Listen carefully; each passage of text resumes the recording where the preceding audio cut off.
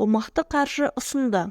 Аша Матай қалаулым бағдарламасы жайлы бар шындықты айтты. Қазақстандық танымал әнші әрі тележүргізуші Аша Матай атышулы қалаулым жобасы жайлы бар шындықты айтты. Өнер иесінің сөзінше, әлдекімдер оның бағдарламаны жүргізгенін қаламай, оған қомақты қаржы ұсынған деп жазады Қаз-Нұр.kz.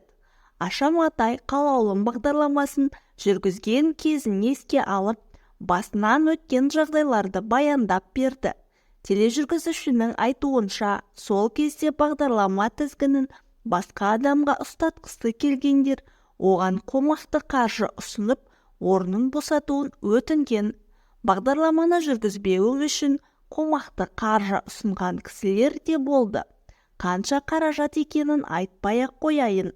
Сол кезде өте көп сома.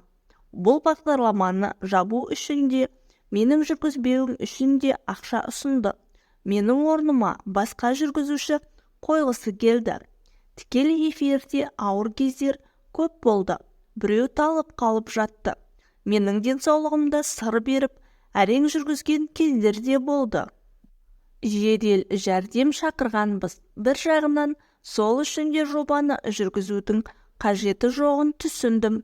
Бір емес бірнеше рет жүргізушіліктен бас тарту туралы әңгіме қозғалды. Сенің орныңа басқа жүргізуші таптық. Егер келіссең, ақша береміз, рахметімізді айтамыз деді. Тікелей эфир жүріп жатқанда студияға бандиттер кіріп келіп, редакция қызметкерлерімен төбелескен жағдайда болды. Бағдарлама расымен шынайы еді.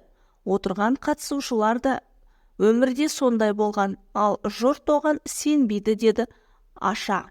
Табу бағдарламасында.